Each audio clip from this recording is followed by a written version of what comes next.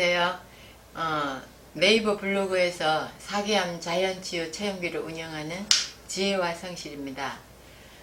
오늘은 우리 생활 속에서 각종 발암물질, 우리가 아는 게 병이다 이런 느낌이 들 정도로 우리 생활 속에서는 발암물질이 굉장히 많아요. 저는 이 발암물질을 내 책에서 이렇게 보면서 야, 이렇게 발암 물질이 많다면 재수 없으면 암 걸리겠네? 이런 생각이 들 정도거든요. 근데 그래도 우리가 이미 이제 우리는 몸에 암세포를 갖고 있고, 특히 저는 그렇게 생각을 해요. 누가 암은 완치는 없다고 하거든요. 왜 그런가 하면 완치됐다고 방심하는 순간 다시 올라오더라는 거예요. 재발이 되더라는 거예요. 그래서 절대 방심하지 마라 이런 얘기를 정말 많이 들었는데, 그렇기 때문에 우리 암 환우님들은 생활 속에 어떤 게 발암물질인지 어떤 게 아닌지 어떤 걸 주의해야 되는지 이런 걸 늘 어느 정도는 신경을 쓰면서 살아야 되지 않나 하는 생각을 하거든요. 그래서 오늘은 이렇게 좀 이제 각성을 하면서 해야 될 이런 부분에 대해서 말씀을 드릴게요. 우리가 쉽게 접할 수 있는 강력한 발암물질 중에는 벤젠 오염물질이 있다고 그래요.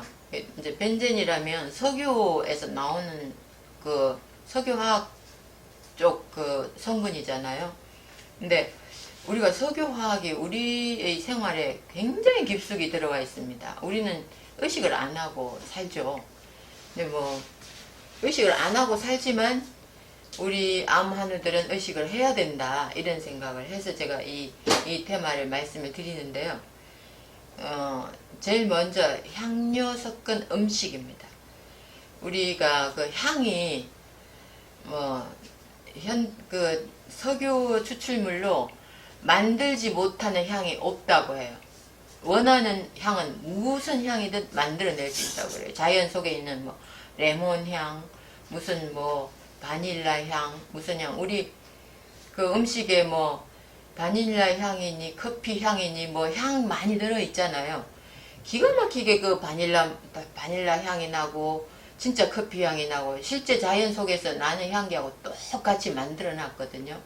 그게 정말 진짜 도깨비 방망이처럼 그런 그 석유화학 공업으로 이걸 만들 수 있다는 건 참 어떻게 보면 이 기적 같은 일이고 어떻게 보면 불행한 일이죠. 우리가 향으로 대체할 수 있기 때문에 많은 음식에서 많은 그 음식을 만드는 회사들이 저렴한 걸 쓴단 말이에요. 실제로 자연 속에 있는 향은 비싸잖아요. 가격이 그만큼 비싸고 그만큼 희귀하고 그렇기 때문에 저렴하게 공장에서 찍어내듯이 만들 수가 있다는 것, 불행과 행복의 공존이라고 봐요. 저는 먹는 사람은 불행하고 만드는 사람은 행복한 거죠. 그래서 향료 섞은 음식에는 많습니다. 무슨 향 요구르트, 젤리, 캔디, 목캔디, 또 쿠키, 아이스크림, 정말 과자 종류 향 들어간 건 대부분이 다 들어가 있을 거예요. 그렇게 많고요. 그게 전부 벤젠 오염물질이라고 하거든요. 그 다음 또 시리얼. 저는 시리얼에는 그런 벤젠 오염물질이 안 들어가는 줄 알았거든요. 근데 거기도 들어간다고 책에 나와 있고요. 근데 우리가 얼굴에 바르는 스킨, 모이스처라이즈, 핸드크림, 선크림, 이 전부 다 벤젠 오염물질이 다 들어간다고 해요. 그래서 우리가 얼굴에 바르는 게 참 피부 좋으라고 바르는데 이게 피부에 독을 바르는 건가? 이런 느낌이 듭니다. 그래서 요즘은 이제 천연 화장품, 그래서 또 냉장 보관해야 되는 화장품까지도 나와요. 아무래도 상온 보관하면 썩을 수밖에 없는 거죠. 이게 어떤 영양분이 있다면. 그러니까 저는 화장품 회사에서 나오는 거 한 번 탁 터뜨려서 바르면 끝나는 거, 그런 걸 주로 애용을 해요. 그런 거는 일회용이기 때문에 많이 안 들어갈 것 같아요. 제 느낌에 그래요. 괜히 이게 양이 많은 건 두고두고 써야 되기 때문에 방부제를 안 넣을 수가 없을 것 같거든요. 그래서 이제 그런 거에도 벤젠 오염물질이 많이 들어가 있고, 그 다음에 시판 음료수, 또 과일 주스 이런 거에도 많이 들어간다고 해요. 그러니까 거기에도 뭐 향이나 무슨 색소나 이런 게 들어가는 거죠. 그리고 바셀린 제품, 바셀린 그 우리가 많이 이용하잖아요. 그것도 석유에서 빼는 거예요. 그리고 찹스틱 이거 이게 먹는 것 같아요. 또 손 세척제, 우리 손 세척제는 무슨 이게 손 깨끗하게 하려고 약으로 쓰는 거라고 생각하는데, 이것도 오히려 독이 될 수도 있다. 그리고 쿠킹 오일, 음식 만드는 오일, 그 다음에 튀김 오일 이런 거, 그 다음에 아이스크림, 여기 또 나오네요. 냉동 요구르트, 또 껌, 우리가 씹는 껌, 여기에도 향기와 단맛과 색깔과 다 들어갑니다. 그 다음에 몸에 바르는 윤활제라고 하는데, 베이비 오일마저도 존슨즈 베이비 오일 이런 거 광고하는데, 사실은 그 베이비 오일이 석유화학공업에서 나오는 오일이라고 하거든요. 그런 거 보면 이 석유로 못 만드는 게 없는 것 같아요. 그리고 향료 섞인 애완동물 먹이, 저는 고양이를 키우는데 고양이 모래마저도 향료가 다 섞여 있어요. 이제 똥냄새가 나고 하니까 이걸 좀 중화를 시키기 위해서 이제 향료를 쓰는지는 모르겠어요. 그게 어떤 모래는 무슨 커피 향이 있고 라벤더 향이 있고 향이 있고 그래요. 근데 아무래도 고양이 건강에는 이 향이 좋지 않을 것 같아서 저는 그냥 향 없는 걸 주로 사용을 하거든요. 근데 그런 고양이 동물 그런 사료 이 모래까지도 향료를 섞는 거 보면 정말 안 들어가는 데가 없는 것 같습니다. 그 다음에 또 가축 조류의 사료에도 이런 벤젠 오염물질이 들어간다고 하거든요. 그래서 그 속에 어떤 부분이 들어가는지는 모르지만 하여튼 책에는 그렇게 나오고 있습니다. 이게 책에 나올 때는 이 책을 쓰신 분들은 그런 논문을 상당히 많이 참고를 하거든요. 그렇기 때문에 저는 이것도 근거가 있는 얘기라고 생각을 해요. 그 다음에 이제 우리가 생활 환경 속에서 독소가 많다고 해요. 그래서 생활 환경 속에 어떤 환경이 우리가 피해야 되고 어떤 환경이 또 발암 물질을 많이 일으키는지 그걸 말씀해 드릴게요. 이제 그 독소 이름인데, 일본에는 아트라진이라는 독소 이름이에요. 이거는 농약에 많이 들어있다고 해요. 골프장이나 농사 이런 데 광범위하게 사용이 되는 그 농약이라고 합니다. 아트라진. 이게 강력한 발암물질이고, 그 다음에 두 번째는 포름알데히드가 있습니다. 많이 들었죠. 포름알데히드는 저도 많이 들은 이름인데, 새집증후군에서 포름알데히드가 많이 나온다고 하거든요. 저도 옛날에 집을 새로 지어서 거기에 입주를 하고 나서 상당히 집에서 새집 냄새가 엄청 많이 나서 창문을 계속 열어놓고, 날이 추운데도 창문 열어놓고 그랬어요. 근데 거기에 나오는 냄새 자체가 포름알데히드라고 하고, 그런 데서 아이들을 이제 새집이라고 좋다고 들어갔는데 애가 갑자기 아토피가 생겼다거나 암이 발병했다거나 이런 예가 상당히 많아요. 그렇기 때문에 이 포름알데히드도 상당히 우리가 피해야 될 독소이지 않나 하는 생각을 합니다. 그 다음에 세 번째는 나프탈렌하고 파라졸. 우리가 나프탈렌은 뭔지 아시죠? 저희 장롱 속에도 있어요. 나프탈렌 달아놨어요. 근데 그 나프탈렌이 좀약이라고 우리 어릴 때부터 많이 썼어요. 냄새가 좀 독한데, 독한 냄새 때문인지 화장실에까지 그거 걸어 놓으신 분들도 어떤 화장실에는 있더라고요. 그 옛날 화장실. 그러니까 요즘은 이런 수서식 화장실에는 없지만, 옛날 화장실, 우리 어릴 때는 좀 깨끗한 화장실에 가면 걸어 놓은 집이 있었어요. 그리고 또 파라졸 같은 건 병원 냄새 나는, 예, 병원에 가면 병원 냄새 나잖아요. 그게 파라졸 소독액 때문이라고 많이 그래요.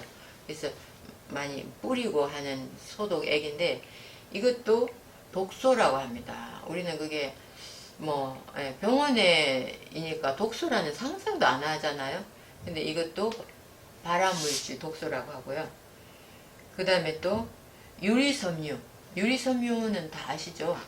건축 자재로 많이 써요. 건축 자재로 많이 쓰고, 유리섬유 공장에서 근무했던 사람들이 그 혈액을 보면 혈액 속에 유리섬유가 막 박혀 있고, 또 암에 많이 걸리고 하는 그런 뭐 직업병도 있고, 또 그 유리섬유 뭐 공장 부근에 그 지하수에까지 오염이, 유리섬유로 오염이 돼서 그 동네 사람들이 뭐 암에 걸린 사람들이 많은 게 TV에도 나오고 그런 걸 봤거든요.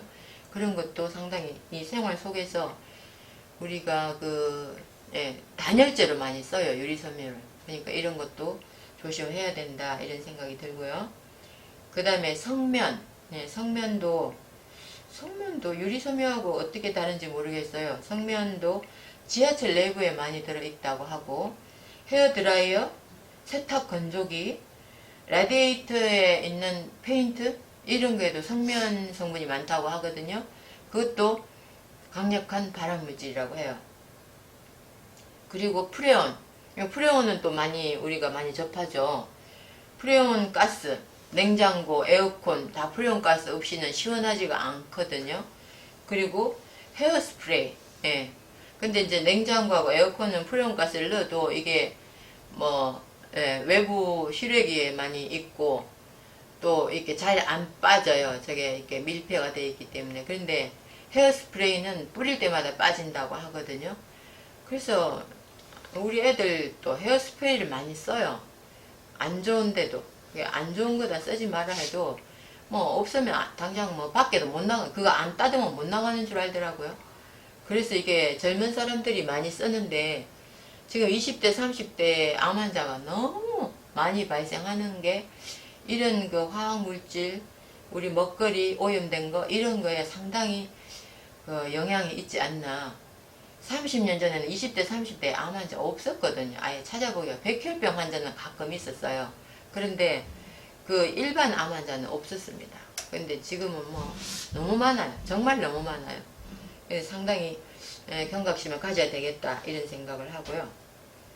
그 다음에 수은, 구리, 이런 중금속이라고 하죠. 이런 것도 우리가 치과 치료에 할 때 아말감 많이 쓰죠. 저도 암 진단 받은 후에 이 치아의 아말감 6개 치아의 아말감을 다 제거를 했어요. 근데 아말감 제거하고 금으로 때우고 뒤집어 씌우고 막 했는데 어떻게 보면 그것도 금속이라 안전할지 그건 잘 모르겠습니다. 근데 아말감은 정말 기능의학을 하시는 분들은, 아말감을 갖고 있는 분들은 기능의학을 해도 치료가 안 되더라, 이런 얘기까지 하세요. 그러니까 우리 암 환우님들은 아말감을 갖고 계시면 당장 병원에 가셔서 그걸 제거를 하시고 다른 걸로 바꿔 끼우셔야 될 것 같아요. 그리고 알루미늄.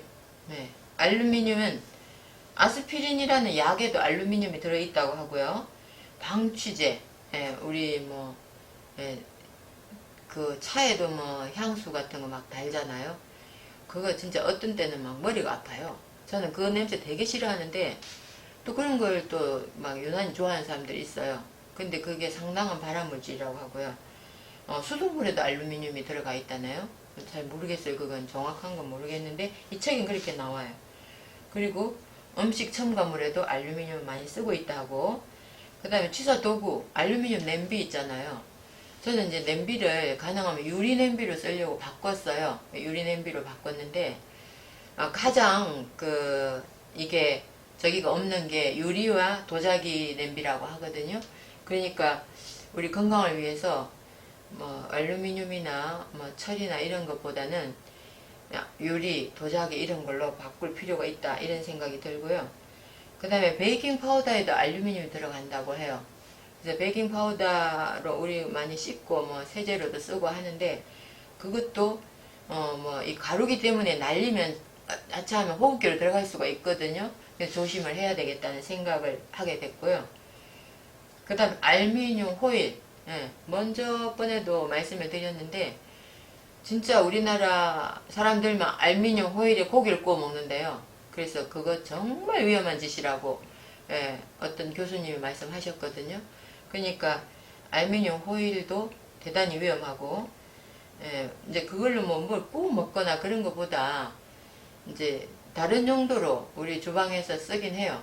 근데 다른 용도로 써야 되겠다. 이걸 뭐 굽는데 쓰는 건 자제하자, 이런 생각을 하고요. 그 다음에 캔 음료, 우리는 캔 음료 예사롭게 따서 마시잖아요. 뭐 차로 어디 뭐 고속도로 가다가 휴게소에 쉬면 우리 애들은 캔 음료를 사와서 그냥 그거 계속 마시면서 가고 하는 걸 많이 봤거든요. 근데 캔 음료에도 알루미늄이 많이 들어가 있다고 하니까 이런 건 강력한 발암물질이고, 특히 알루미늄은 그 치매를 일으키는 가장 또 강력한 그 원인이라고 하니까 이런 캔 음료나 이런 것도 상당히 경각심을 갖고 있어야 되지 않나 생각을 합니다. 그 다음에 비소. 비소는 이거 뭐 엄청 독약이라고 우리는 알고 있잖아요. 근데 이게 개미나 바퀴벌레 죽이는 약, 또 농약이 묻은 곡식, 또 얼룩 방지 처리가 된 카펫, 가구, 고급 벽지 이런 데 비소를 쓴다고 합니다. 그러니까 우리 생활 속에서 이런 독약이 엄청 많이 있다는 걸 아셔야 될 것 같아요. 그리고 바륨이라는 또 독소가 있는데, 바륨은 립스틱, 자동차 배기가스 이런 데 많이 들어있다고 해요. 근데 립스틱을, 저도 지금 립스틱을 발랐어요. 안 바르면 너무 또 칙칙하게 보일까봐. 근데 립스틱을 발라도 뭘 먹기 전에는 다 닦아요. 이게 싹 닦고 뭘 먹어야 되지, 이게 바른 상태로 먹으면 아무래도 들어가겠죠. 그래서 그런 부분도 저는 평소에는 화장 안 해요. 이제 혹시 사람들 많이 만날 때나 뭐 이런 방송을 이제 촬영을 할 때나 이런 때는 가볍게 합니다. 아주 가볍게 하려고 노력을 하는데, 이런 것도 지금 10대들도 막 입술을 새빨갛게 칠하고 다니거든요. 이런 거 보면서 참, 아이고, 저거 몸에도 해로운 걸 좋다고 저렇게 바를까, 이런 걱정이 돼요. 그런 것도 좀 아셔야 되겠고요. 그 다음에 코발트라는 게 있는데, 세탁 가루 비누, 설거지용 세제, 또 구강 세척제. 우리 구강 세척 입에 들어가는 거잖아요. 그 다음에 피부 완화제라는 게 있대요. 그런 게 코발트로 다, 코발트라는 그 성분, 독성 성분이 들어간다는데, 그 부분도 우리가 좀 생각을 하면서, 구강 세척제는 소금물로 세척하면 더 좋거든요. 소금물은 일정 농도가 높아지면 이 삼투압 현상에서 세균을 죽여요. 그러니까 굳이 뭐 돈 주고 살 필요가 있을까 싶어요. 소금 타서 그걸로 구강 세척하면 되죠. 그런 그 생각을 하고 계시고, 그 대체할 수 있는 뭐가 있을까를 생각을 하면 좋을 것 같아요. 그리고 또 안티몬이라는 그 독소가 있는데, 그건 아이라이너, 눈에 바르는 여자들 많이 발라요. 저는 아이라이너는 잘 안 바르는데 아이라이너에 그게 많이 들어가 있다고 하고요. 그 다음에 카드뮴, 구리 이런 건 오래된 금속 파이프를 통해서 나오는 물.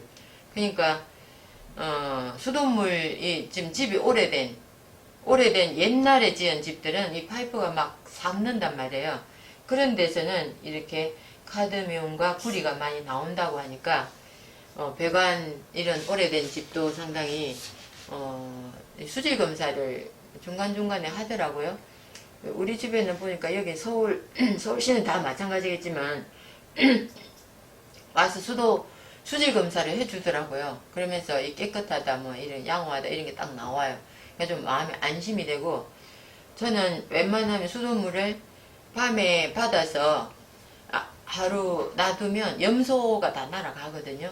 그러면 그 물에 뭐 노니 같은 걸 넣고 끓여서 차로 마시기도 하고 하는데, 그런 방법도 있습니다. 그러니까 굳이 막 비싼 뭐 이런 거 막 해야 되느냐 막 걱정 너무 하지 마시고, 예, 물론 뭐, 예, 마음이 안 놓이는 사람은 정수기도 쓰고 뭐도 쓰고 하는데, 그런 차를 끓이는 물, 생수를 마시지 않는 차를 끓이는 물은 저는 수돗물을 받아서 많이 써요. 받아놨다가.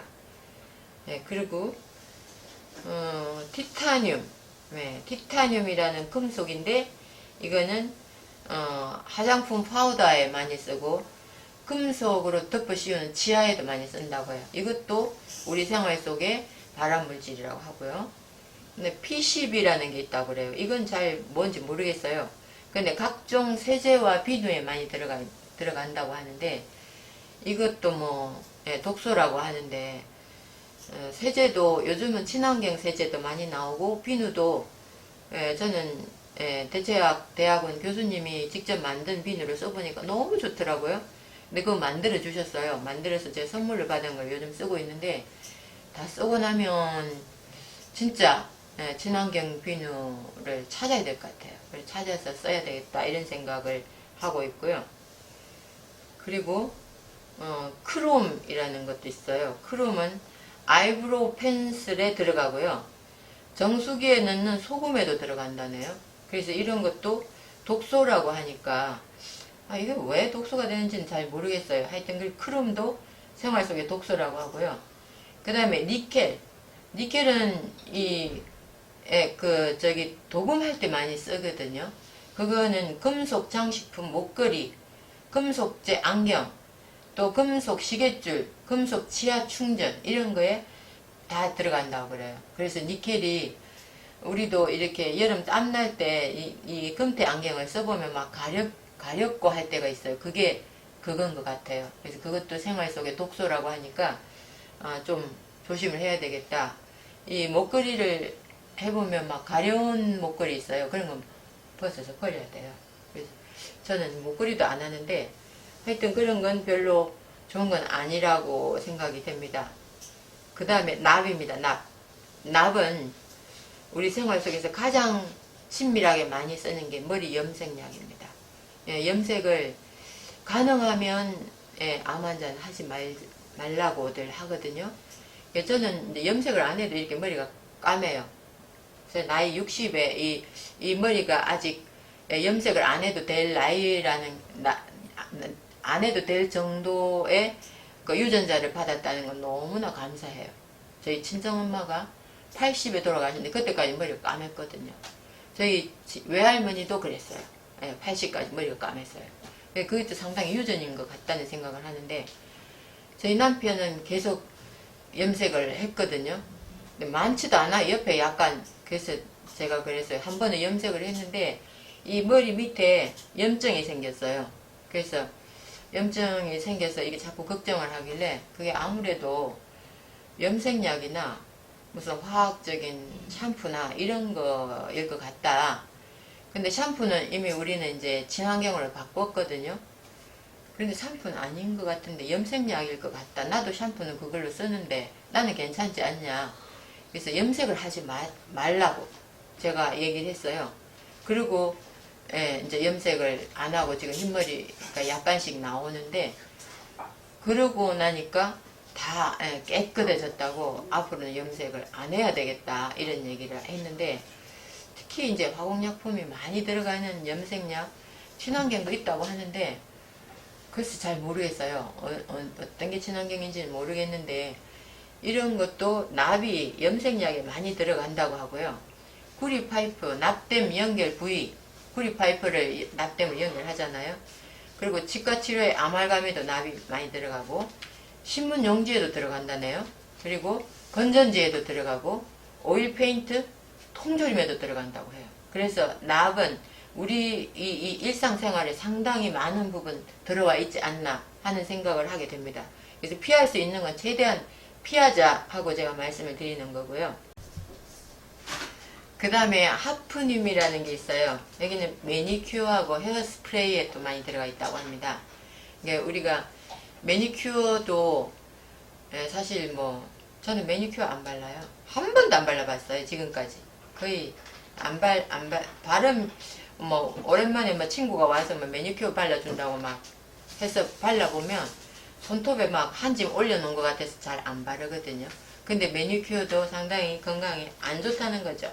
하프늄이라는 그 독소가 들어가 있고, 헤어스프레이도 그 독소가 들어가 있다고 하는데, 헤어스프레이는 암 하느님들은 거의 안 쓰실 거예요. 저도 안 씁니다. 아예 쓰지를 않으니까 그 가능하면 피하는 게 좋겠고요. 그 다음에 주석, 스트론튬이라는 그 독소가 있다는데 그건 치약에 많이 들어있다고 하거든요. 그래서 치약도 요즘은 친환경 치약이 많이 나와요. 제가 사는 치약이 많아서 아직도 치약을 못 바꿨는데 친환경 치약으로 바꿔야 되나 지금 생각하고 있어요. 그래서 우리가 바꿀 수 있는 건 바꾸자 이런 생각을 하고요. 그 다음에 또 벤잘코늄이라는 또 독소가 있다고 하는데, 방취제 이것도 냄새 없애는데, 또 치약, 구강세척제, 화장품 여기에도 다 들어간다고 하니까 우리 생활 속에 깊숙이 들어와 있잖아요. 그래서 우리 생활을 둘러싼 환경, 또 이런 무척 이렇게 환경 속에 위험한 물질이 많다. 정말 재수없는 사람은 암에 걸리나 그렇게 싶을 정도로 이게 많이 들어와 있어요. 그러니까 우리가 스스로 노력해서 바꿀 수 있는 건 다 바꿔보자. 그리고 쓰지 않아도 되는 거, 매니큐어니 뭐 이런 스프레이 이런 거 안 써도 되잖아요. 이런 건 쓰지 않아도 되는 건 쓰지 말자. 이렇게 저는 말씀드리고 싶습니다. 감사합니다.